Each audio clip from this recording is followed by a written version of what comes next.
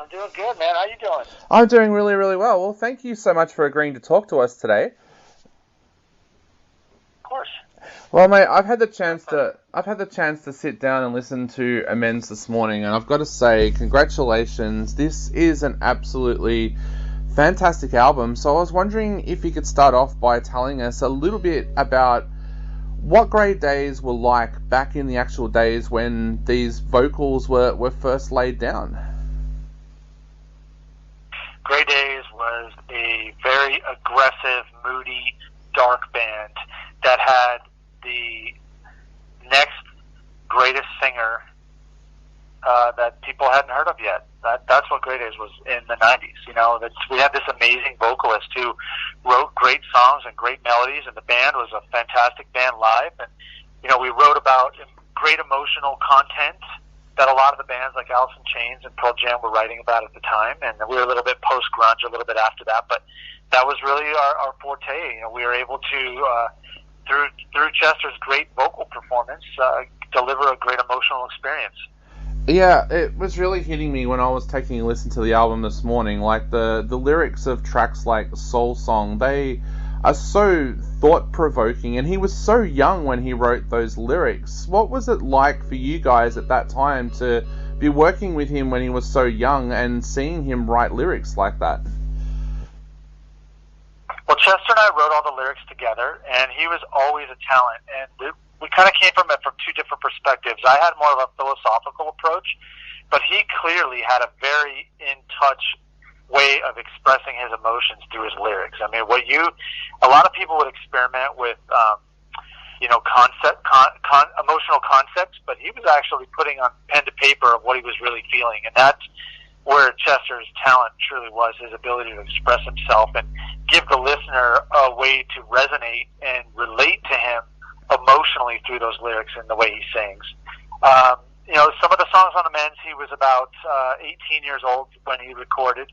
And then most of the songs on the Amends album, he was 21 when he recorded. But he was an amazing writer. He was a lot of fun to write with. And he just had an innate ability to tap into his emotions and express them in a way that was easily understandable and relatable. Yeah. What was it like for you now, going back and revisiting these tracks, but not just revisiting and listening to them, but actually heading into the recording studio to do more work on them? What was that like for you, going back and revisiting all of those lyrics and those tracks? You know, the fact that we had so much time to do it and we weren't in a hurry to try to rush through it was really special. And I was able to start with the band where we took his vocal track and just isolated it, and we stripped away all of the music and then literally worked on the arrangement of the vocals first. We kind of wrote the songs backwards. And then, so once we were happy with each vocal line as a solo project by itself, just Chester, then we actually wrote the music around each song individually. And it's one of the reasons it took us 2.5 years. But it was very cathartic, very special, very healing. The first few months was painful, you know, a lot of tears shed in the studio. But once we got past the first couple of months, it started to become a little bit fun and enjoyable to be working with him in that way. Very different, of course. You know, it's not something people get to do every day, so it was a process we had to get used to. But it was very special. I feel very blessed and grateful that I got the opportunity to do that. I know a lot of fans are asking a lot of questions about the album, and as someone who was a huge Linkin Park fan myself, I've got a lot of questions as well. So, how did you go about approaching the album in the first place? Like, did you go to Chester's family and say, look, we've got this idea about bringing out the album, and how much say did his family have along the way with you as well? Well, so no, because we were working on this while Chester was alive. Yeah. Chester and I had made an announcement that we were putting the band back together, and we had actually started working on 3 songs together while he was alive. Yep. So this wasn't something that was coming out of left field for his family. Yep. The decision to pick it back up came about 6 or 8 months after Chester passed away. And then I flew out to LA and I just told Linda, hey, I want to finish the music. And she just kind of asked me what I wanted to do, and I explained it. And she said, look, you're his best friend. I know you have his best intentions at heart. You've never done him wrong, and you're his big brother. So make it happen. Just make sure it's good. You know, she just put that on me. Make sure it's good. And she knew I was going to do that. And then I had the same exact conversation with his mom and his father. And they both love me, and they both know that I love their son very much, and that I have his best intentions at heart. that I'm coming from the right place, and that the whole band is going to do this in a way that makes people happy to hear what we did, and not exploitive in any way. And his family was on board 100%. Yeah. Now, we know that with the reunion that there was going to be the big club show. Tell us a little bit about how that reunion came about. Like, was it a quick phone call? Was it something that you guys had been talking about for a long time? How did it all come about? We'd actually been talking about putting Grey Daze together probably 3 different times since 2001, 2002. So it's something that Chester had toyed with quite a bit, actually. The timing just, never lined up right. In 2016, he had just finished the One More Light album, and we were on a phone call. You have to understand, Chester and I were very, very close, and we were also business partners. So we talked on the phone a lot. We worked out together. We played basketball together. We went to dinner and lunch together. We went on vacations together. We just spent a lot of time, and we talked together to each other quite a bit. So on one of those phone calls, he had just finished up his One More Light album, and we started talking about doing another club tattoo party.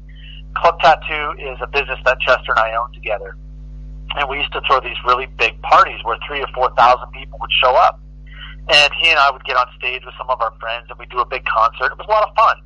Now, they took a lot of work and a lot of time to put together, so we hadn't thrown one in a couple years, and we just started talking on one of the phone calls, and we started talking about, hey man, we haven't thrown a Club Tattoo party in a while. We should do one next year. And he said, yeah, I've been thinking about that. And if we do that, I think we should put Grey Daze back together for that show. And I said, really?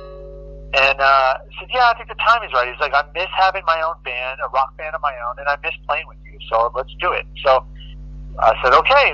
So we started planning all that. And we made an announcement. I want to say it was January of 2017. I could be off on the date. But as soon as we did that, we started getting offers to play all over the world.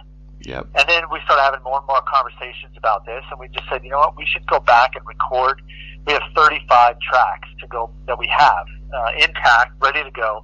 We don't have to spend 8 months doing the record. We could go back in and do this in a couple months and have a record by the end of the year and see what happens. So we started working on 3 songs together right in January, and I was going into the studio with the band, working on the arrangements and retracking everything, and then I would email it to him, or we would FaceTime or just talk on the phone and share what we were doing, and he'd say, I like this, change that. And then through that process, we kind of came to the understanding. He's like, these songs, they in their current format, the way they were, they sound like they're from the 90s. They're not bad, they just sound like they're from the 90s, and I think we should freshen them up. Let's get some new sounds, some synths in there. Let's redo the guitar tracks in a way that makes sense, and maybe work on the arrangements a little bit. And so the idea to modernize the tracks, all that stuff happened while he was still alive. Yep. Now, we were going to record his vocal tracks as soon as he got off the road with Linkin Park. Unfortunately, he passed away July 20th, 2017, about 3 days before we were supposed to start rehearsals with Grey Daze. So that never got to happen. And I had to kind of revisit, like, how do I want to approach this now that he's gone? Because he doesn't get a chance to redo these vocal tracks. And that's how we came up with, let's strip everything down to the vocals and start over. Yeah. And that's really how it started. Yeah. That's how we got there.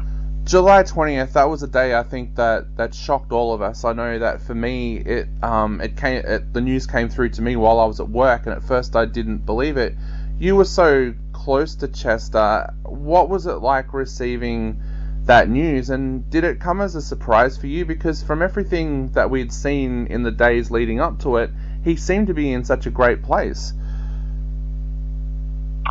Well, first of all, I talked to him 2 days before he passed away, and he was on top of the world. He was in a great mood. He was excited about the band getting back together.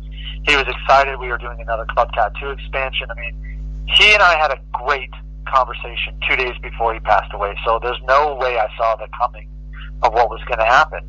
That was just, it was mind-blowing. So when I got the phone call, like yourself, I thought it was bullshit. I thought it was fake news. A hoax or something. So I started calling him. I called him 2 or 3 times, and of course he didn't pick up. And then I'm like, oh my God, this might be real. So I called Talinda, and she picked up, and she was still in Sedona. She had just gotten the news about an hour before I did. And I just called, and she said, it's true. And I said, okay, I don't need to know any of the details. What do you need from me? And she said, just come out to LA and help me. And I said, okay. And I was in shock for pretty much the next 10 days, but I went out to LA and just helped Linda and the family and the kids get ready for his funeral and try to do the best I could for Chester's family. At that time, it was, it took me probably, in all honesty, a couple months to get past the shock. Yep. So that I could actually mourn the loss of my friend. Of course, I cried, and it was horrible. It sucks. Yep. I've been there having that news about friends myself, and I know it's something that took a long time to recover from. For you as a musician, though, how important was it as part of your recovery process to work on amends and make it as perfect as you possibly could? Well, it definitely felt like I was able to make amends with my friend. Not that I had anything to be sorry about, and that's not what I mean by amends, but I guess to come to terms is maybe a better approach. Yep. With him, with him passing. So we were able to come to terms by working on this record and start the healing process,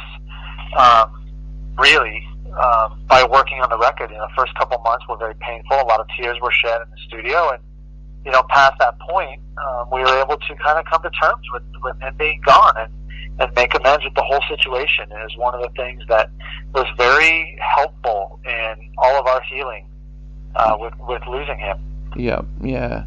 I know also you brought in some very special guests too, people who were friends of Chester's. I know that Monkey and Head from Korn have come in to work on the album. Tell us a little bit about some of the other guests that fans will be able to hear on the album and how you went about selecting which people worked on each track. Well, I'll give you an overview of how we got guests in there at all. So, we lost our original guitar player to brain cancer in 2003, 2004, I believe. His name was Bobby Benish. So trying to keep all the original members, that didn't even matter. At this point, it was about how do we do right by Chester at this point? How do we make this album very special and give the fans something that they would be proud to hear and something that Chester would be proud of? That was the first thing. The second thing was, how do we connect some of the people that Chester loved and never got to play with? How do we make that happen? So we ended up getting Monkey and Head from Korn, who had nothing but love and appreciation for Chester. They came in and played on a track called B12. We had Jason Rauch from Breaking Benjamin play a track with Head from Korn called She Shines. We had Paige Hamilton from Helmet. He plays on a track called Sickness. We had Marcos Curiel from POD. He plays on a track called What's in the Eye. We had Chris Traynor from Bush. He plays on 4 different tracks. And then we had a singer named LP. She came in and sang a duet on a track called Shouting Out. And she did an amazing job. And all these people were people that either Chester really loved, Chester really appreciated, Chester wanted to record something with and never got a chance, or people that he was a huge influence to them and they wanted to give something back as a thank you. So that's how, each individual one has a much deeper and a much longer story, but that's an overview of how everyone was involved. Yeah. And then on one of the recording sessions, about halfway through the recording session, I got hit in the chest with a lightning bolt about getting Chester's kids involved because he never got to record anything with his children. And that was a way for us to be able to give back to him through this process. And that just felt really special to be able to do that. So we had Jamie, his oldest son, come in and sing a backing track on Soul Song and did a great job. And just very proud of him. And his dad would have been proud of him. It was something that we were able to do that felt right for the right reasons, and it came out great. Definitely. That must have been a really emotional day too when you were in the studio with his children and hearing them record with their father's vocals. What was that like for you personally? It was pretty cathartic. It was pretty special. It was magical. It felt like we were doing something for our friend and giving his family a little bit of healing there, Chester has a lot of kids, so hopefully we get some of the other ones on the next album, and we'll see how that goes. But this was very special, and it was a way for us to get back to our friend. It just felt good. We all felt good about ourselves after that one. Definitely. Well, Sean, I know we are almost out of time. Thank you so much for chatting to us today and being so honest about everything. Before I go, I'd love to ask, is there anything you would like to say to your Australian fans out there before they get a chance to go out and grab the album? And also, I just heard you say that there might be a second album as well. Is that something that we all have to look forward to in the future? Well, we definitely have enough material for a second and possibly a third. And if the first album is received the way we think it's going to be, then yes, you will get to hear a second. If people throw lettuce and tomatoes at us and tell us it sucks, then probably not. But I don't think that's going to be the case. No, definitely not. Well, Sean, again, thank